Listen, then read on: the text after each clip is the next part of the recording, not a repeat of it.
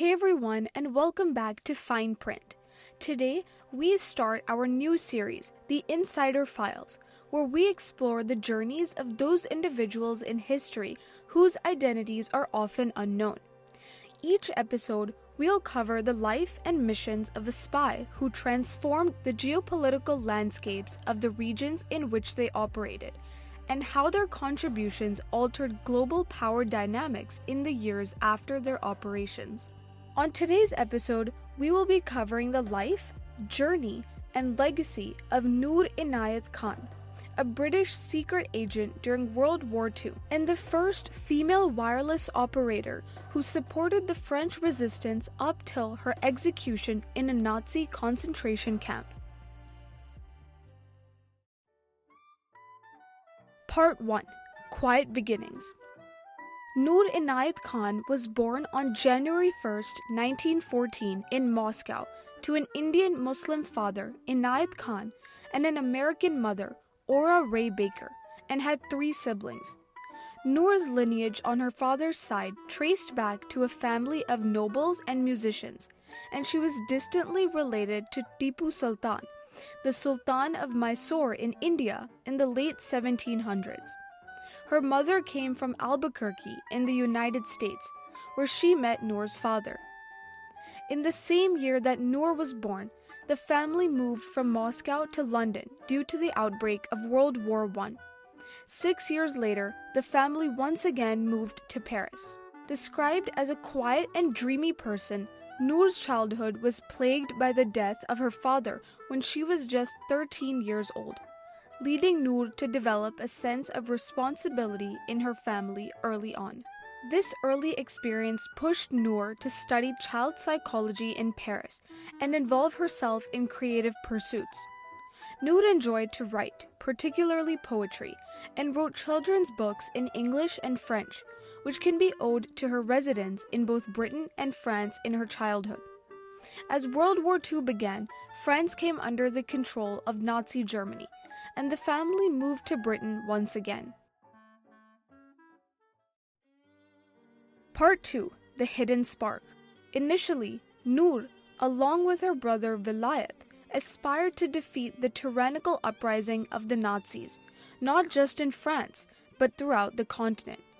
They also expressed a desire to have Indians earn high distinctions in the war, stating that if one or two could do something everybody admired, it would help make a bridge between the English people and the Indians. She soon joined the WAAF, or the Women's Auxiliary Air Force, as an aircraft woman. A year later, in 1941, she applied for a commission from her bomber training school, as she believed that her current position was too boring. Noor soon became the first woman to be sent as a directoire of air intelligence, since most women before her were sent as couriers. Noor had training in wireless telegraphy, which put her ahead of others, both in accuracy and speed. From her posting in Buckinghamshire, she further traveled across Britain, whether it was for security training or mock Gestapo interrogations. During these trainings, her childlike, feminine, and gentle nature was often seen as a potential weakness, particularly by her instructors. Such characteristics, more often than not, can be credited as being unfit for the nature of a spy, whose entire life revolves around secrecy, lies, and roughness. Even physically, Noor was often underqualified, whether it be her stature, her physique, or her athleticism, all skills that were necessary to be a spy. Part 3. The Silent Hunt. Cleared to begin by Vera Atkins, a fellow intelligence officer who stood by Noor's commitment to the job, Noor began her operations. As an operator, her job was to keep a circuit link between London and the field. She would be responsible for the transfer of information regarding sabotages, arms storage, or resistance fighters' whereabouts. The job of an operator was extremely risky, often having to disguise aerial wires as washing lines or hiding them in their residence. Operators would have to wait for hours on end after sending a Morse code message to ensure that their message had been received. However, if they waited on the signal for too long, they were at risk of being detected by enemy operators. The transmitter was also a liability because of its size. On average, in 1943, the life expectancy for an operator was 6 weeks.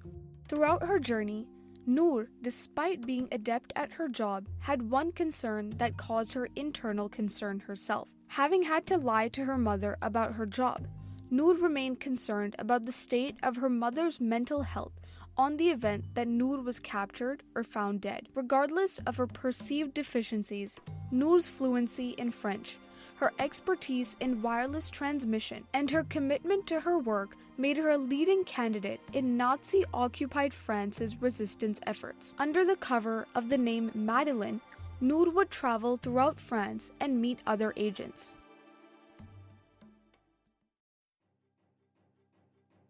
Part 4. Enduring Courage. Noor's radio contact with London was restricted to only receiving signals, not transmitting them. Believing that she was the last remaining radio operator in Paris, Noor turned down an opportunity to go home. Soon after this, though, Noor, on October 13th, was captured by the Gestapo, the German secret police. Allegedly, Renée Gary, the sister of an SOE double agent herself, betrayed Noor and sold her to the Nazis for 100,000 francs. It is suspected that Renée betrayed Noor because of the fact that Renée's crush expressed interest in Noor, as well as financial gains. Although Noor didn't speak about her operations, the secret police found her notebooks, which clearly contradicted her statements. The Germans began to send false messages imitating her, leading to many deaths that could have been avoided. 2 months later, in November, Noor escaped, but was soon recaptured and was taken to Germany and kept there for 10 months, where she was shackled. There, Noor was classified as being highly dangerous, was uncooperative with the secret police, and refused to give information about her operations or fellow operators. In September of the next year, Noor was taken to a Nazi concentration camp, where she was executed the following morning. Her last word was liberté, French for liberty.